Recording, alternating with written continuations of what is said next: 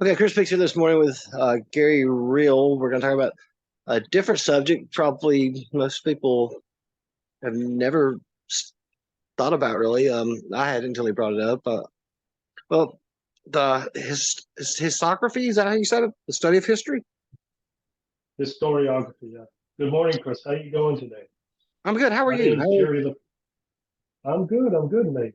Thank you for having me on the show. I appreciate your time. Oh, I'm glad to have you. And I've been meaning for a while to talk to you, and I'm glad we finally got this opportunity. So when you're talking about this right here, are you talking about the way different cultures or different nations teach history, or what exactly does this mean? Um, that's part of it. First off, I guess I should tell you a quick bit about myself and you, Chris. My name Oh, I'm is Gerry sorry. Lafergie. I should have asked No you that. worries. Yeah. No worries, mate. None at all. Again, my name is Gerry Lafergie, and I'm originally from near Vancouver, British Columbia, Canada, but I live now in Sydney, Australia. And you and I met, Chris, a fair while back here on Facebook. There, mutual history interests such as the Civil War, war between the states, and some other things. I mean, we've had some great chats, and I appreciate how you try to raise awareness and give people some profile. And I know you've had on the show previously a good friend of mine who's a superb historian, Kevin Brown, and he was talking about something that you and I share an interest with. This Yeah, is I like the Kevin a lot. war between the states. Yeah, Kevin is an absolutely outstanding guy, fantastic historian. He's really dedicated to his students, and I just take my hat off to him. And he and Yeah, I, if you're gonna sorry, go against Kevin, you've got to know you better be prepared because he knows so much, and I've learned so much from him. Um, yeah, I he does. how did I forgot? How did you end up moving from Canada to Australia? Okay, first, just let me say, I mean, I don't agree with Kevin about everything, but No, even where I yeah, don't agree with him, or where we don't agree. I mean, we still learn an amazing amount from each other, and he's got a lot of works out, particularly about James Longstreet right now. And hmm I've read them. And again, I don't agree 100%, but I advocate everybody to go out and familiarize Well, you know what I've themselves with always them. said is if everybody agreed with me and thought the way I did, it would be pretty boring. I'll drink to that. I mean, what I think, and what he touched upon, and you touched upon, I think is something that's worth repeating. I mean, the ability to respectfully disagree, and just because you don't agree, it doesn't mean you didn't learn something valuable. And I mean, there are so many people through Facebook that I've had the privilege, and I'm forever grateful to learn about history from. I mean, the list is as long as, well, it's longer than both my arms combined. I know that. And there's just so many people. But however briefly, I'll give a quick shout out to some people like Tom Sure, go ahead. Ritchie, to Doug Baum, Kurt Fields, and Thomas Jesse, Timmy Hodge, Nathan Richardson, Teresa Roan, Tony Houston, Melvin Lowe.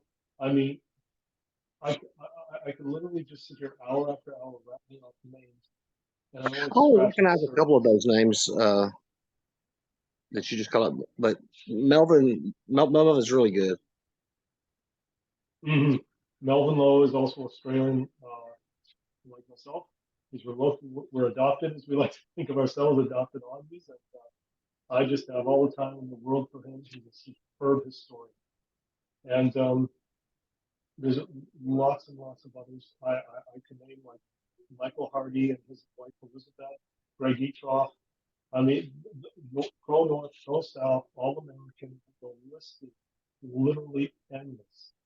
And I hope each and every one of those people, and all the ones that I could name right now, just knows how grateful I am to them, everything that they contribute, and it really means a lot to history. Again, I'll raise my coffee cup to any one of them and more any day. Yeah, Melvin, Um, he knows so much about. I mean, he's like an encyclopedia, and when it comes to conflicts, and so some I don't know if you've ever had the pleasure of talking to Larry Ginsburg, but he is phenomenal well, when it comes to military history. well, personally, I've never had the pleasure to have a chat with Larry, but I've seen a lot of the content that he puts out there, and again, there's another person that just, I beg your pardon, how much could I say in respect for him and what he brings to the table on Facebook? It's just absolutely, absolutely phenomenal. Anita L. Henderson is the one I'll give a shout out to. But to get back to Mike Klinger. I want to mention him too. I don't know if you've ever had the pleasure of talking to Mike Klinger, but he's written two books about. One of them was called. One of them was just strictly about a regiment in Ohio that was in Sherman's army, and then Sherman had three armies up under him, and he wrote the only. I forgot which army it was, but to this day, it's been the only history of that army that's been written. I unfortunately never had the chance to have a chat with them, but now that you mentioned those, I'll definitely have to be on the lookout for them. But to answer a question that you kind of asked me a few minutes ago, well, the way I came to be in Australia, the $3 version of my life story, I guess you could say, is that I had studied at the University of the Fraser Valley near Vancouver, in my hometown of Chilliwack, and I got my degree there. I specialized in Canadian political history, amongst other things like the Civil War, and, Irish history, and the Anglo-Irish War, things like that. And so once I was done, and I had developed kind of a specialty in responsible government, the British version of democracy. So my professor, Barbara Mesum, who's another person I owe a lot to, she was an expert about that realm of things from her supervisor, Jed Martin, at the University of Edinburgh, if my memory serves me right. So we had learned about the Gough Whitlam dismissal, who was an Australian Prime Minister dismissed by the Governor General in 1975, which can happen in the British version of democracy because the governor, the lieutenant governor, the governor general, etc., represents the monarch in, again, the responsible government, also known as the Westminster system's way of doing things. And even places like India that are now technically republics that have a president and a prime minister, or in the Republic of Ireland, the same can theoretically at least happen. So anyways, I learned about that incident while still in Canada. And it kind of got my interest rolling. And before I knew it, I was enrolled at the University of Melbourne in Australia, where I got my graduate diploma. And I met a lot of good friends there. Was very fortunate to encounter a lot of excellent historians, like some of my best friends, Al, Simon, and Elliot. And I was taught by Stuart McIntyre personally. And I mean, Stuart was one of the most eminent Australian historians. And there were loads of other good ones I've had the blessing to come in contact with. So that's kind of the $3 version of how I came to be here. I met my lovely wife, Vanessa, and I just, head over heels. Still Now it's what summertime there now, right? That's right. Yeah. How hot does Summer it get? Christmas. Well, I'll tell you, the hottest I ever saw it get in Australia was plus 58 degrees Celsius. And I'm sorry, I don't know Fahrenheit, but I guess the viewers can. I don't know what Celsius. That sounds pretty hot. It was pretty hot, but it can get to 35 to 40 is generally the average summer range. And again, that's in Celsius. Sorry, I don't know Fahrenheit again, but yeah, we had a beautiful Christmas, and I hope you yourself and all the viewers here had a lovely Christmas season as well. Thank you. I have a question for you when you talk about historiography. Have you noticed that, and this was pointed out to me in a college class, that especially, and I don't know how this is with the rest of the world, but with American history, it's taught with a Eurocentric slant. It's mostly taught. Can you define what you're getting at by Eurocentric? Eurocentric. You're taught more about the British settlements.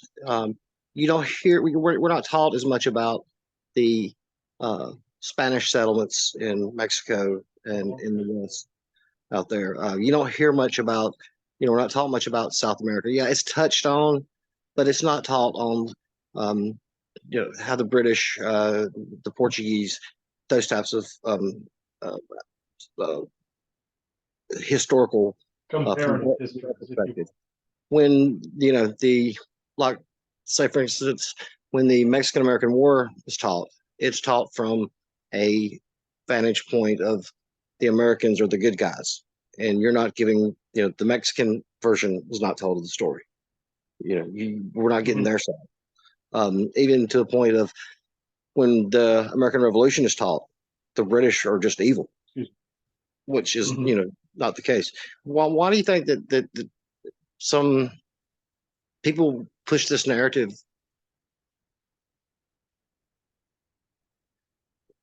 As in, why history is taught from one particular perspective or with one particular array of evidence and set of questions and question patterning and the way to Mhm. engage with the evidence, that sort of thing. Well, if you're talking about comparative histories, well, I I think an excellent answer that I can give to that is it's something that was referred to me by Tony Kingston.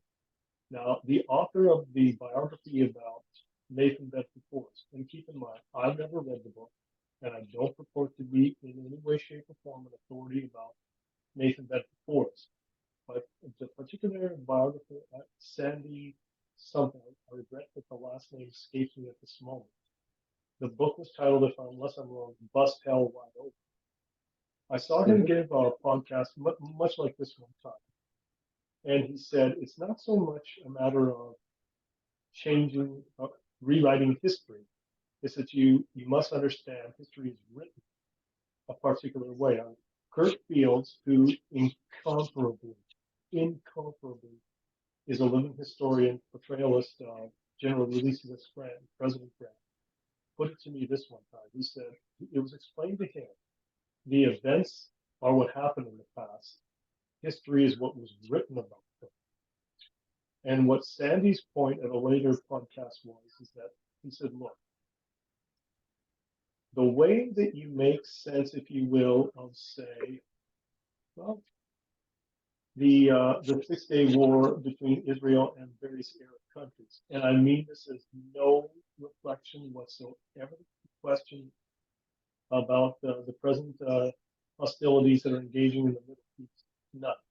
But his example to elucidate the point was, uh, if you learn about the 6 Day War or the Yom Mhm. Kippur War in, say, Israel, that will be fundamentally different, by all intents and purposes, than how you would learn about those same conflicts if you lived in Switzerland, than if you lived in Chile, than if you lived in Mongolia.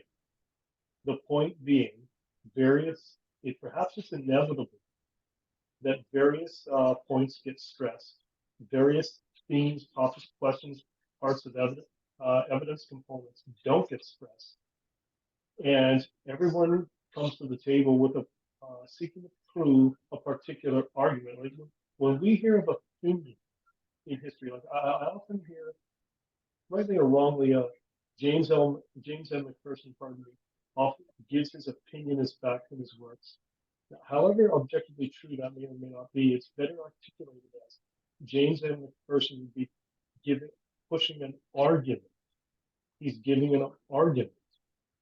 Uneducated guesstimate is something else, given the lack of definitive evidence to draw on for the definitive known events. Then you're in the lack of being able to draw a concrete uh, conclusion, you're offering a possible scenario. But putting a historical argument forward is when you look at as much of relevant evidence as what you can. You put as many questions from as many angles as possible to the evidence, to the issues, except to your own methodology, and the methodology by how you arrange arguments. This is the way that things happen, why they happen, how they happen, and what value is there in looking at it this way. How holistically does this understanding of history inform me about the past events in question? What meaning does it have? How objective is it? Have I accounted for often underscored evidence, often underscored questions and things like that? So Chris, I guess it's kind of a long-winded answer here, but Let me ask you we another must question. understand. Yeah, sorry. And this is something that bothers me a lot when I hear people say this, uh, based on new scholarly evidence or something like this. Right? Like, Okay. where are you coming up with this evidence that 160 years later, you've got this new scholarly evidence that you write a book on, this, I guess, revisionist history. Like when and I've made this argument several times, and I can back it up. When I first started studying the Civil War years ago, the Battle of the Wilderness was seen as a clear-cut victory for Robert E. Lee. Tactically, no ways about it. They had the casualties listed as 18,000 Union, 9,000 Confederate. Historians put it as they were beaten as bad as they were at Chancellorsville. People would argue, and then I would bring up the old newspaper clippings from Lee, the newspaper clippings at that time. Union Army suffers major defeat. Grant defeated at the hands of Lee. All the newspaper clippings, the press reported this as a loss for the Union Army. Now, 160 years later, you have the casualties now down to 17,000 to 14,000, and it's listed as an inconclusive battle. How do we have this change? But 160 years later, from what it actually was. Yeah, that's a great question. Actually, I mean, Kevin Brown actually offered an excellent first answer to your question at a particular time on Facebook. He said, and as my professor at the University of Melbourne, Stuart McIntyre, basically added in his own book, The History Wars. Look, every succeeding generation looks back on the past and the events of it differently. They look back on the past through their own prism of particular issues that affect their lives. I mean, Gerald J. Prokopowicz wrote in his book, Did Lincoln Own Slaves?, which is a fantastically structured book because it emphasizes asking the question. And I'm not just about Lincoln owning slaves, about all matters of questions in your methodology, whatever the topic is. He said, you noted that historians would relate if Lincoln had a positive marriage with Mary Todd Lincoln based on how happy they were in their own lives. So we all look back on the past through the prism of our, not just our contemporary times, but all the succeeding history in between from our point in time to our focal points in time. And that's the first thing to note. So, I mean, if you are looking, as some historians do, if you're looking back from Oliver Cromwell's time in the mid 1600s in England, back to when the England first set foot with a view to conquering Ireland upon Irish soil, with what's going on in Oliver Cromwell's times, that's fundamentally different than how you'll look upon it. The English presence in Ireland from, say, the Young Islander rising during the midst of the Great Potato Famine. And that is, it's fundamentally different again, how you'll look back on that. If you're an English historian looking back on the threat of the Fenian uprisings in the mid-1860s directly connected to the Civil War. So the present directly affects how we look back on the past. And when it comes to revision of history, Kevin made the point that that's inevitable, and he's right. But as Stuart McIntyre, and I'm not saying that Kevin disagreed with this by any means, but Stuart McIntyre's point, period, was that's fine as long as the argument you can proffer has objective validity and it's something new. You're not just recycling in different updated language arguments of the past. And it's very, very possible, Chris, and this is something I push. New evidence can fundamentally overturn what we thought was a clean, dried, no problems at all understanding of the past, such as if you don't, speaking of Ireland, when you're looking at Irish history and Michael Collins, who I am distantly related to, probably so, and also critically so. If you look back on the past and you don't consider the evidence that was shown in the 2011 documentary Get Collins, Michael Collins in the Intelligence War in Ireland, that he had been in in contact with Sir Alfred Andy Cope, a British agent who was sent by the British Prime Minister Lloyd George to seek a peaceful outcome of the Anglo-Irish War with him, and that Collins kept these contacts a deeply guarded secret. That he was actually pretty much prepared to accept Dominion status for Ireland rather than an absolute sovereign republic at the time. If you don't engage with that evidence, then you have a fundamentally different understanding of that history. But once that evidence is brought out, you have an obligation as a historian to not ignore it, no matter if it's positive or negative, or if it challenges or is a bonus or plus, if you will, to the argument that you're engaging But in. where's this? Sorry, but you have to be able to show you've looked at it, considered it, and if you're still going to stick to your argument, you can proffer at least a reasonable explanation. Sorry, go ahead. But my question is, where, when they say this, where's this new? How did you find this new evidence that just popped up 160 years later? Was it hidden in somebody's satchel? Based on you scholarly evidence. Sometimes it can be. Sometimes what's common now is that they're using forensics to discern new answers to get new information about issues. And it is very possible that new evidence can come to surface. I mean, I've come about evidence in the early Vancouver newspapers that show that John Wilkes Booth did not enter the box at the moment to assassinate Abraham Lincoln, at the moment that the crowd was clapping. After the famous line, "We sought college as an old man trapped in our cousin." He actually had entered the box. Yeah, sorry if I was a little rushed there. You said that he didn't intentionally, or he wasn't going to intentionally, or I'm sorry, I missed that. I'm sorry.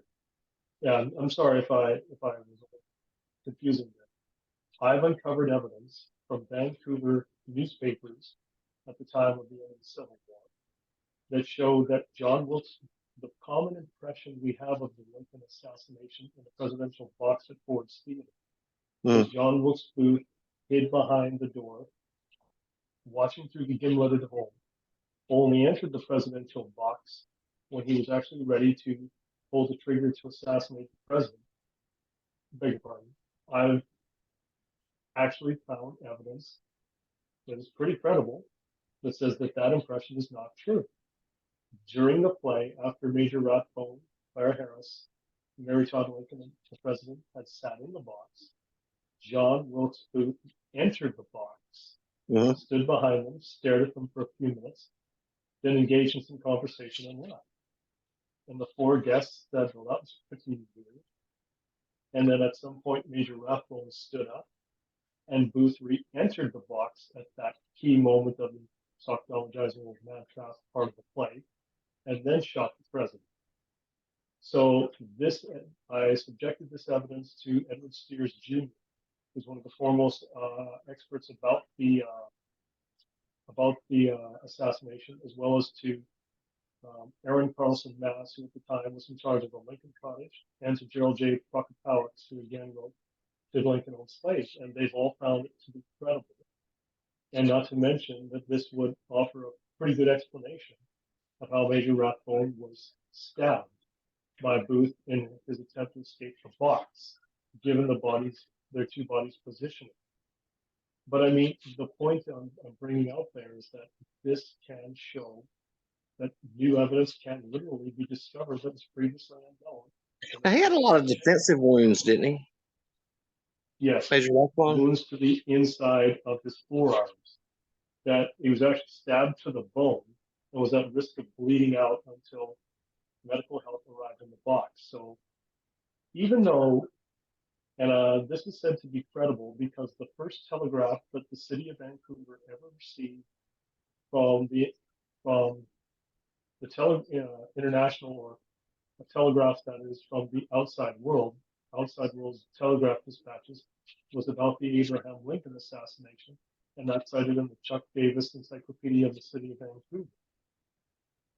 So I guess I'm sorry to kind of prattle on a little bit there, but the point being that, new evidence can come to light, or the evidence that was in plain sight all along can get fresh looking over that forces us to draw a new conclusion. I mean, if we're talking about American history, the old way of looking at George Custer as the hero who sacrificed himself at Little Bighorn Yeah. gave way to the explanation of there is no way without inadequate scouting and disobeying orders you should have done what you've done.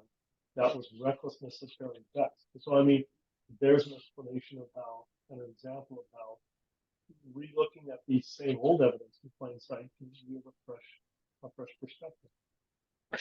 Yeah, it's kind of like how I touched on the Mexican-American War when people talk about the Texas Revolution. The Texas Revolution that they're looked at as the good guys. That they don't mention that they was violating Texas Santa Ana laws of the Mexican government, and then they were in open rebellion.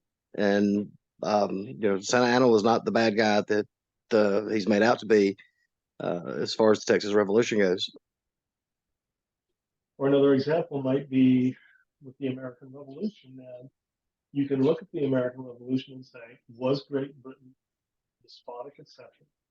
Or rather, at least, is there enough objective evidence to make at least some semblance of that argument to at least some level of, but then look at it and say two of the things that Great Britain was fighting for was the maintenance of the Royal Proclamation of 1763 and the Quebec Act of 1774, which guaranteed the rights, the lands, the laws, and culture, the very existence of Aboriginal and French Canadians would be guaranteed under British law. So you can look at this and say, well, is Great Britain going to war to defend these people? And from that vantage point, you can certainly say, yes, they are. Does that necessarily mean that if we accept there's validity in that, does that mean that are we saying that there's no validity at all towards the American perspective? Not necessarily, because as I was saying with Ireland, being the example a few minutes ago, a lot of the arguments that the American figures in the revolution cite about the right to government. How do we know Great Britain won't do something at any given arbitrary point that would basically erases our right to govern ourselves? The Irish plenipotentiaries like Michael Collins and Arthur Griffiths, etc., were saying about 150 years later, again across the table to the British. So I mean, when I ask, when I asked some of my British friends that how is the American Revolution taught, or what is it taught, and what their reply is, it's barely touched on. They don't really know a lot about it. And I said, well, I can see that. I'll tell you something that I was actually in London in 2013, 10 years ago. And I went to a conference at King's Inn, King's Court, King's College. No, sorry, it was King's College. And I met a good array of historians there, Canadian, British, and a couple of resident Americans were teaching there. Jonathan Krause and Jennifer Daly were among them. I give a shout out to them. And we got into a discussion about something that was 100 years ago at that point, the War of 1812. And I asked one of the other American historians, I cannot remember the name yet, what was the significance, what was the meaning from an American historian in Great Britain at the time about the War of 1812? And I remember her answer was, well, in my opinion at least, she said it was that we proved we were a world power to be reckoned with. We had now fought Great Britain again to at least, some will say we won, some will say we're, inarguably, we fought to at least a draw. We proved that we could retain our independence. I mean, if you really want to be honest, Britain probably won that war. It came a lot closer to winning that war than a lot of people. I mean, in America, it's taught that we won the War of 1812. And then if you get studies like, that came really close to being recolonized. I mean, if they'd have wanted to. Yeah, they did. But then again, I mean, everybody knows the British invading Washington, D.C., burning the White House, and forcing the president to flee for their lives.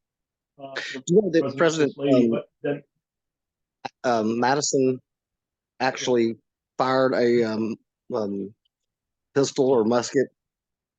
You told me that. Now, I've never known that, but that's a fascinating piece of history. But you also have to remember the Americans sent what was supposed to be the best of the best of the best of the best. What the one thing Napoleon could not defeat, the Royal Navy. The American Navy sent quite a fair bit of the Royal Navy to the bottom of the Great Lakes, and you don't. That's nothing to sneeze at. That's nothing you can just brush aside.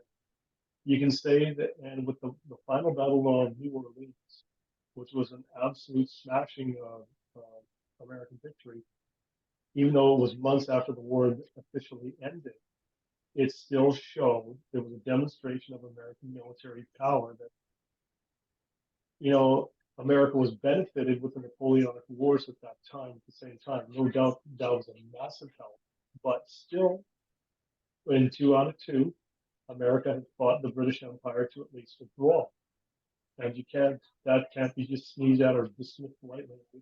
That was her point. In Canada, we were taught about the War of 1812. You know, we were basically taught that actually one of the multicultural event because many Aboriginals and British Canadians fought together, often side by side, to defend Canada. And we're taught that it was one of the first times in which Canada successfully resisted the continental expansion of the United States, as John Turner, to steal ex-Prime Minister John Turner's words. But so, I mean, there's something that can objectively be validly taken. If there's an explanation that can be objectively defended with at least some validity, that's what you look for in history. So, what was your next question? Do you believe in the statement that history is written by the winners? History can be written by anybody. History can be remembered by anybody. I remember I can't recall where I've heard it from, which is kind of contradictory given what I'm going to say, but the Irish forget no history. The rest of the world remembers no history, the Irish forget none. And the Irish had a very, very one-sided track record of losing to the English for a very long time, but history can be written by anyone. And what's often, and this kind of goes back to what we were originally talking about, what's often at the core of a lot of historiographies, that is, schools of historical thought, is a very pronounced sense of grievance, as I've found. I mean, with the Lost Cause, with the Battle Hymn, both which is the pro-South, pro-North views of looking at the American Civil War between the states, with the irregular school of Irish history of, say, Ernie O'Malley, and author of The Singing Flame, and Gerry Adams, who wrote Before the Dawn, with the Chenu school of Quebecois history, with settler colonialism, which was really big in Australia. Actually, I knew Patrick Wolf, who did so much to help found the thesis in the school at the University of Melbourne. I mean, what's often at the core of them is a very pronounced sense of historical grievance. And there can be legitimate grounds for that grievance, but it's often very, very heavily cloaked in a basis of George Orwellian emotional nationalism. Nationalism being what he defined in his landmark 1945 essay as Notes on Nationalism, emotional nationalism. Sorry. Besides, you were talking about the Irish a while ago. Besides the constant conflict with the British, were there any other wars they were involved in with other nations? Certainly, there was the Irish.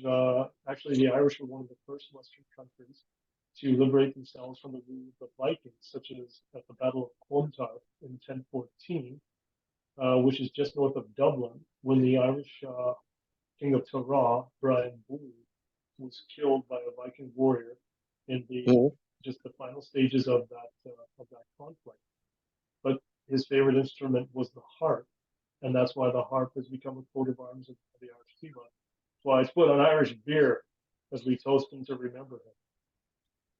And the Irish have fought in just about every other war that ever happened.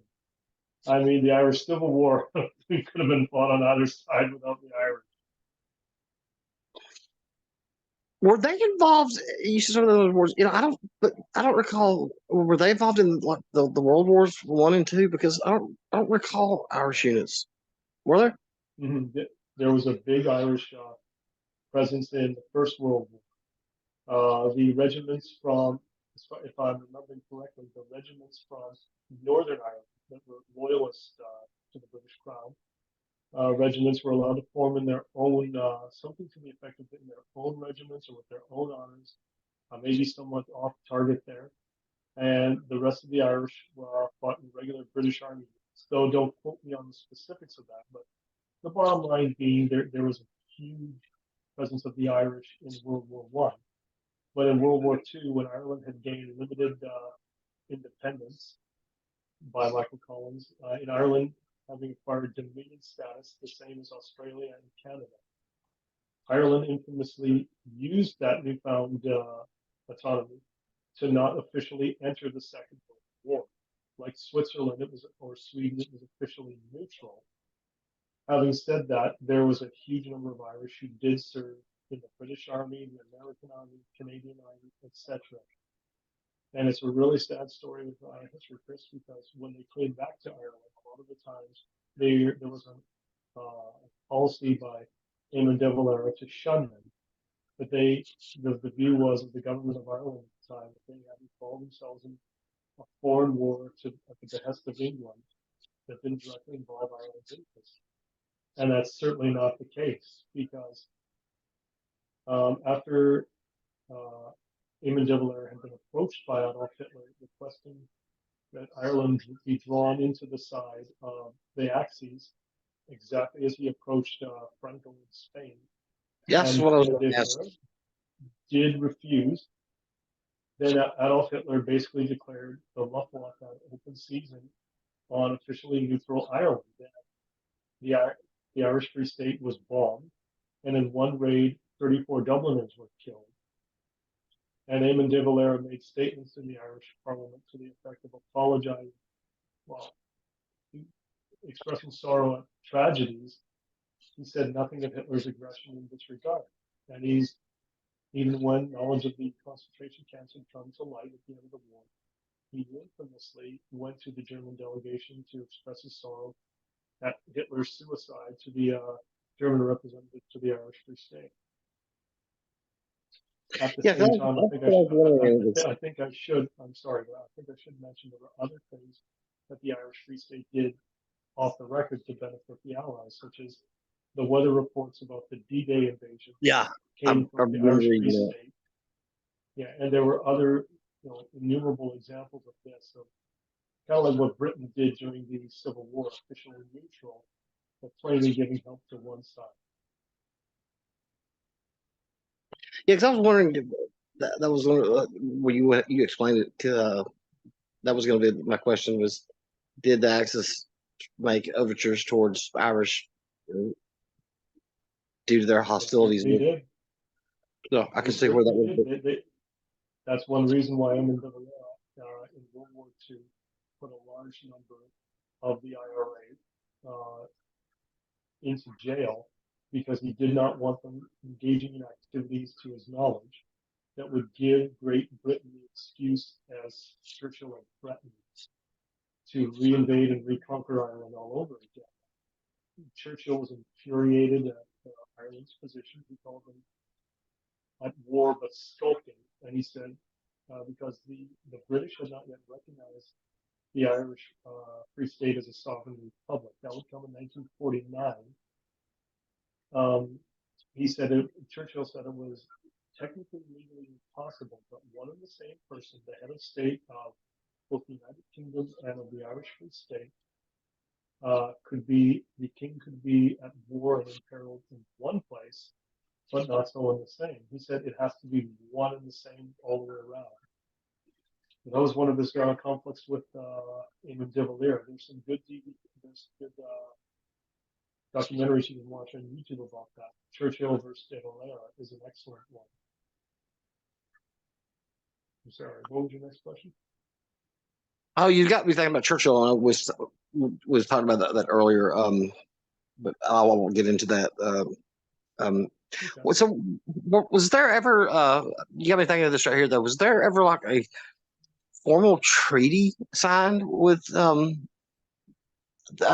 Irish and the British? Or are they still Yeah, technically in well, conflict?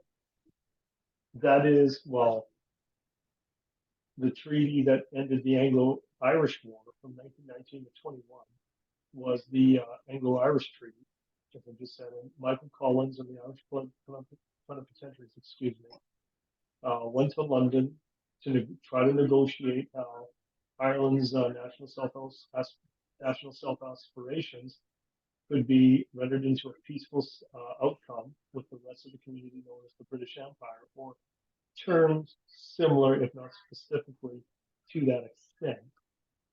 And it was an enormously legally complicated situation. That's why it's even hard to remember exactly all the specific terminology. But eventually, it actually became pretty clear, pretty quick. Ireland did not have the military force or the situation around it, as with the United States and the American Revolution, to force Britain to recognize a wholly sovereign Republic of Ireland. So what was negotiated and accepted ultimately was that Ireland be granted dominion status, a large amount of self-government autonomy within the British Empire. But one of the reasons why Michael Collins accepted that was because he could see the autonomy, the present state of autonomy of the dominions, especially immediately following the First World War, was rapidly evolving in fast forward.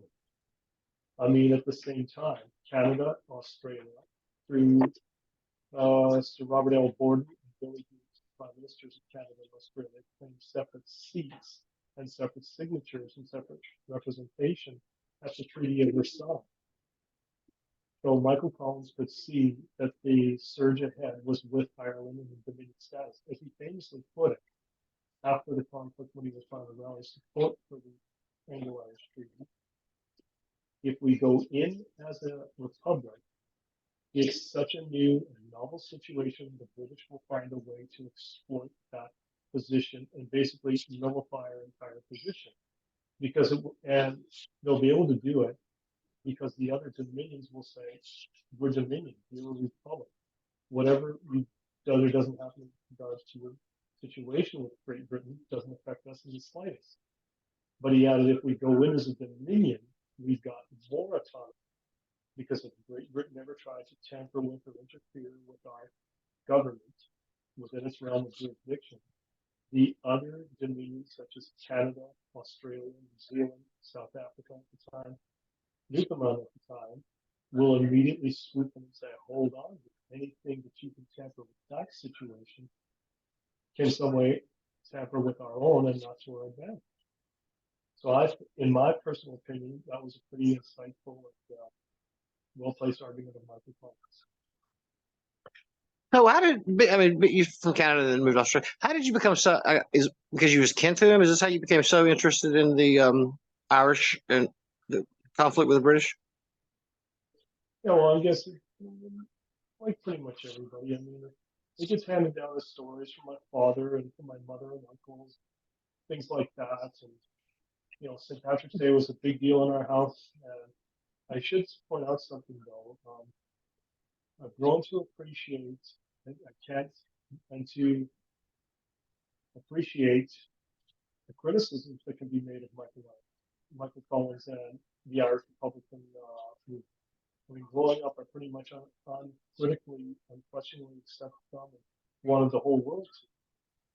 But through a lot of education, accepting with humility, being willing to look at arguments and evidence that didn't necessarily agree with me, I could come to see that I've got to be willing to look at that alternative perspective of Michael Collins, as we said, and see where it has been.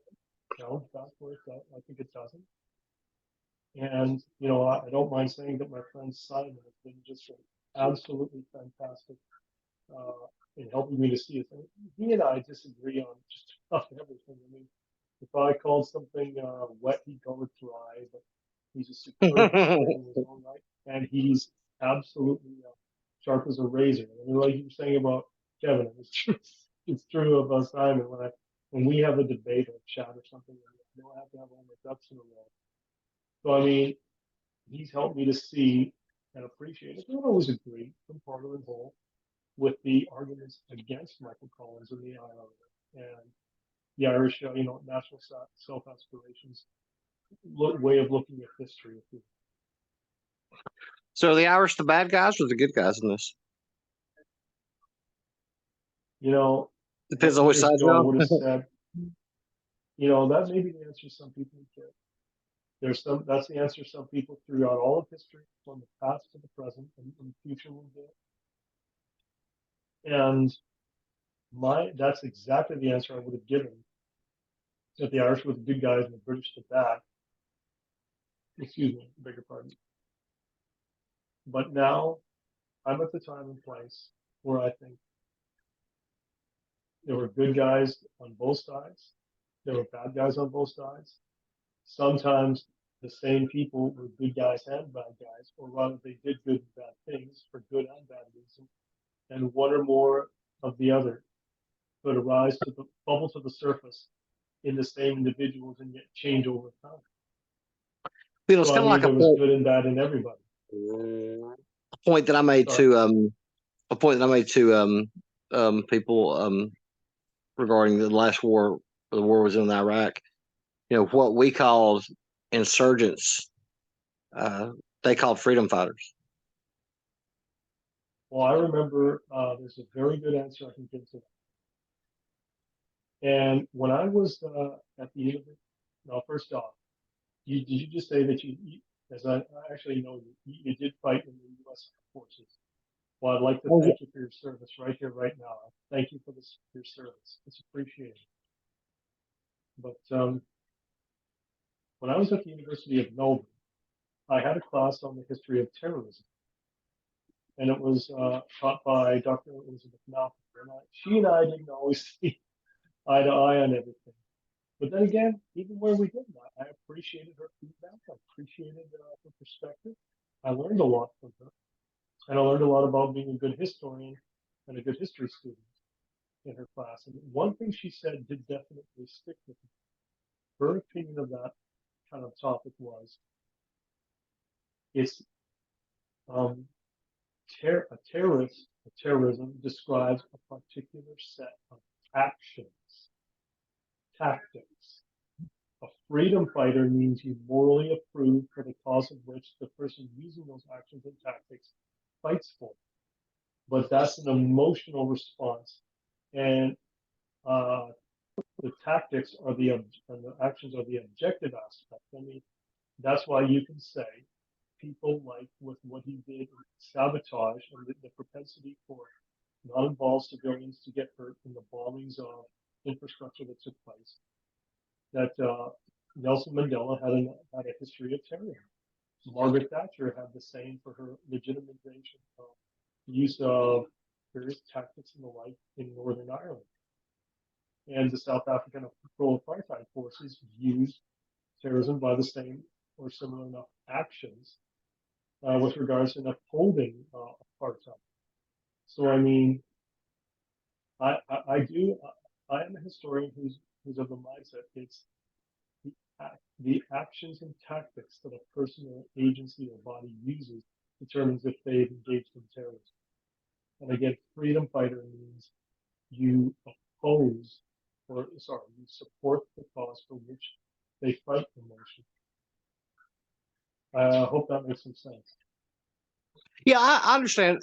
But in regard to that too, I think there was this, and some people will probably get mad at this, but I really don't care. I think there's a difference when you talk about a freedom fighter and a terrorist, especially when you're talking about or the insurgents in Iraq that was battling American forces on their home territory. Okay. Is that considered terrorism? I mean, they're not going after civilians. I'm sorry I interrupted you. I didn't mean to. Yeah. I mean, it's not you're blowing up civilian buildings or you're blowing up children, they're fighting a legitimate, recognized military force that is occupying their nation. Hmm. So you is that terrorism or is that defending your home? Okay, well, let me back up for a second to say, with the examples and the definition that I just articulated a second ago, I'm thinking with regards to the ANC, Congress, and various forces opposing apartheid in South Africa, or Michael Collins in the Ireland taking on the British forces on it. I have to say something. I have no understanding and no historical knowledge whatsoever the question of the Middle East in any context. I do thank you irrevocably for your military service, but when it comes to giving an opinion about the First or the Second Gulf War, I just don't have the military or historical knowledge to give a viable answer. Well, I can tell you one of the greatest quotes I've ever heard concerning the Middle East. Sure. It was by George H.W. Bush, President Bush. He said after the first Gulf War, the reason he did not depose of Saddam Hussein is it would have created a power vacuum throughout the country, Mm-hmm. an imbalance of power throughout the region between the Sunni and Shia nations, and U.S. forces would be seen as bitter. And U.S. forces would be seen as bitter occupiers in a hostile environment with no exit strategy. And I mean, he hit the nail right on the head. Well, I can appreciate that, but again, I'll repeat that I just don't personally have the historical acumen to give any kind of an opinion about military conflicts, present or past, in the Middle East. But I can tell you that has a lot of potency for the end of the Anglo-Irish War in 1921 with the signing of the treaty and the onset of the Irish Civil War between the segment of Irish society and the Irish Republican Army who accepted the treaty as an outcome and those who did not. What it basically did was, I hate to say it, but to a great extent, what the Irish Civil War did was present the opportunity where all the brewing animosity, all the blatant militancy of centuries on, the non-aversions to violence as a way to settle issues and problems was given a platform in Ireland. So it's not just the immediate issues of the Irish Civil War, it's the pent up centuries where violence had been so often attempted, so rarely successful, was finally successful to a pretty fair extent, and it's now been seen as legitimate, it's now been legitimized. And so you have the situation where the provisional government and the Free State government, the provisional government became in Ireland of Michael Collins and Arthur Griffiths, etc., is now combating who just 5 minutes ago were their comrades in arms of Aidan Demoulin and Harry Boland, and etc. The pro-treaty IRA versus the anti-treaty IRA. So you have the Free State forces combating in open warfare those who would be described as insurgents. Okay. So I can certainly speak with some knowledge on the Irish Civil War aspect of what you're going with there, but not the Middle East. Okay, I can understand that because I mean, obviously, terrorism is a totally different ball of wax when we try, as opposed to we're getting into warfare. The an army, a standing army, is not trained to fight that. That's going to be something that's going to be used, in my opinion, is going to be more for special forces, police agencies, and that type of thing in the future. Because how does a army combat a sleeper cell?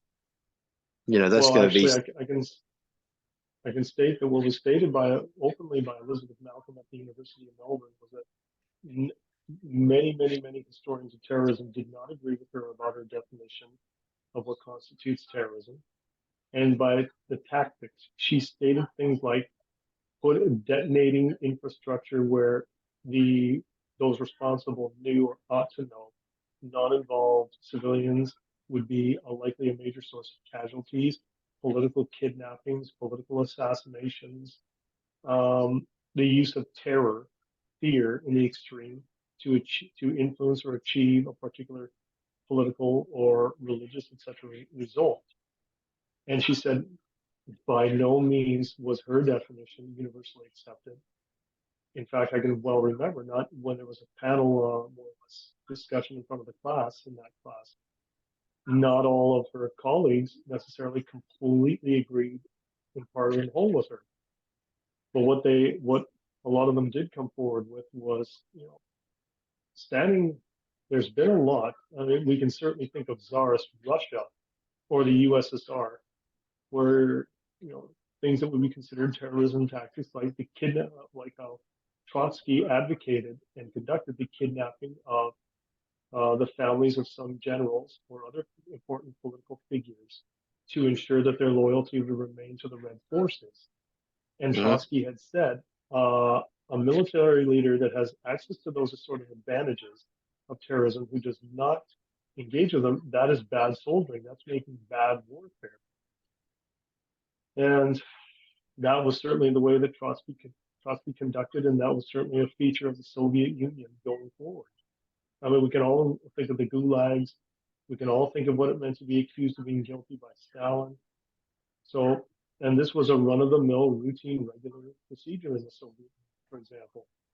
Or we can think of Idi Amin and his forces in Uganda. Yeah, I don't know too much about that one either. Let's go. Um, yeah, I think that's all the questions I have for you now. Is there anything else you wanted to add to this? Well, I don't mind saying that. Look, what's basically, I'll throw this out as a final tag, I guess. Something that has always stuck with me from my education at the University of Melbourne was when there was a feature going on at the time called the History Wars. And this is the main thing I'd like to impart with when one takes up study of historiography, the study of a school of historical thought and the theses, the works that that school produces, how that school teaches and trains to engage with history over time, how it comes to its conclusions and arguments. Excuse me. At the time, there was a it was often taught that they had been extremely excessively violent on the Australian frontier Hmm. between the Europeans who arrived and the Aboriginal Australians and Torres Strait Islanders. That there had been a lot of violence and a lot of massacres by the Europeans onto the Aborigines. And historians like Lyndall Ryan and Henry Reynolds, with their books like The Black War and The Other Side of the Frontier, had been really influential in creating, well, in writing history in that fashion. Keith Windschuttle wrote a book about Aboriginal and European contact in the island, now state of Australia, called Tasmania. And he called it The Fabrication of Aboriginal History. And in the book, he had done, it's become a term now here, it's something you do in history. He had, we call it windshuttling, because he went through the works cited and spoke point by point by point by point, traced the argument that they stated to the exact source that they put. And he had claimed he had found a ginormous number of irregularities, that their references weren't proving the point that they said that they did. And he basically accused them of an entire fabrication of their thesis of history. He said, no, Aboriginal European contact was marked by kindness and benevolence on the part of the Europeans to the Aboriginal people, whom were exceedingly violent and more or less just had fluked through history to exist as long as they did. They were responsible for their own demise. Now, this started a massive dispute and a scrutinous examination of Windschuttle's work. And some of the takeaway was that while he had successfully challenged some specific incidents in our understanding of them, on the whole, it couldn't be challenged that there had been a lot of violence from the settlers of Australia upon the Aboriginal Australians. But there was something that stuck with me about historiography.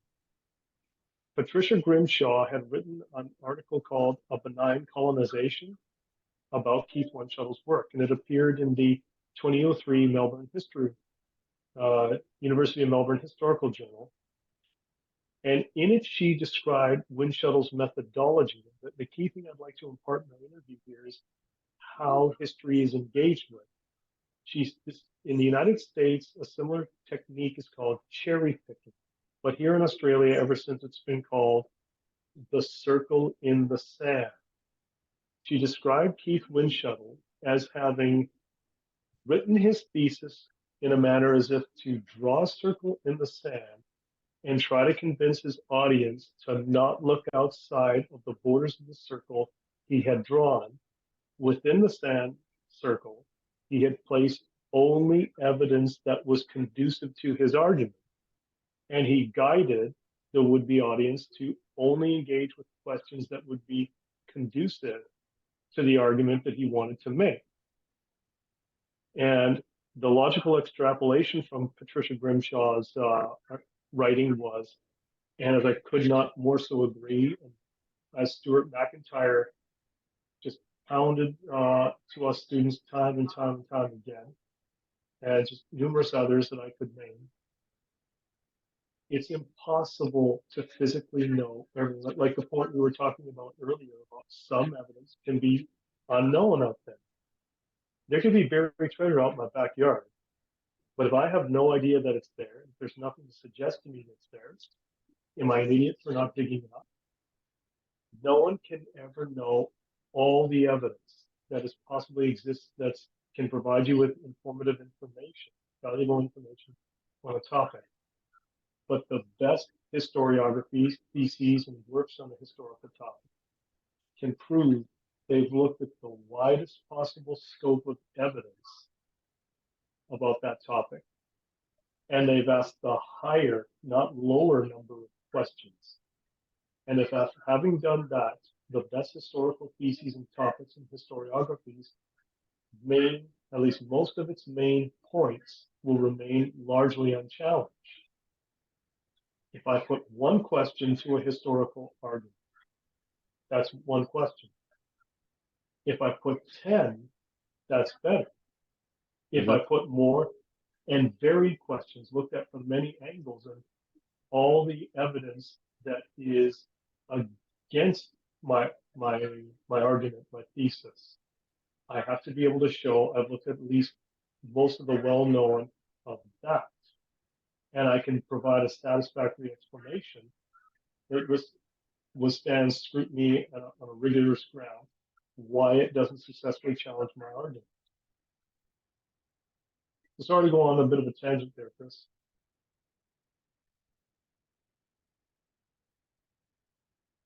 Chris, are we still live? Chris?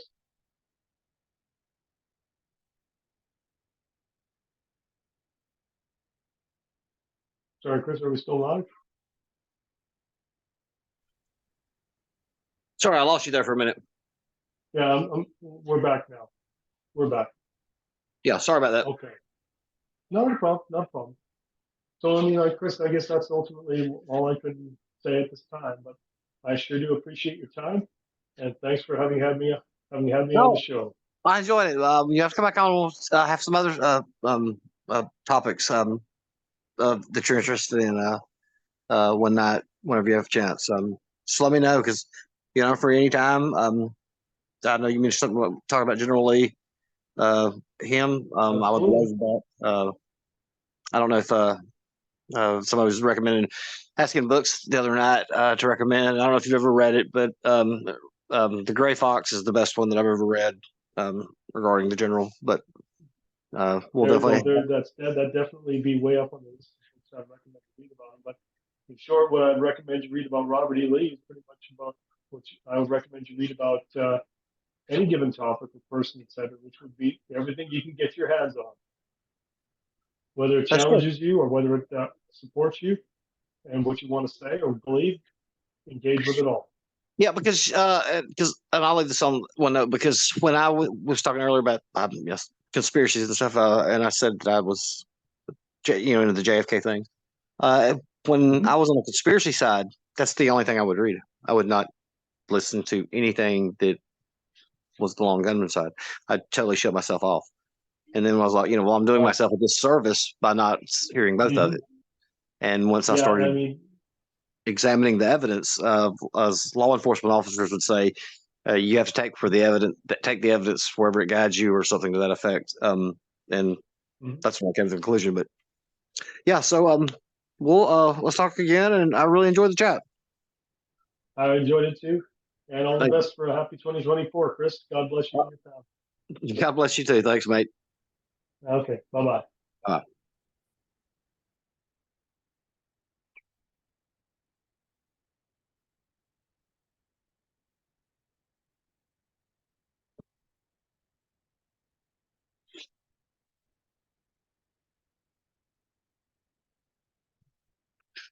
Where's the cutoff button?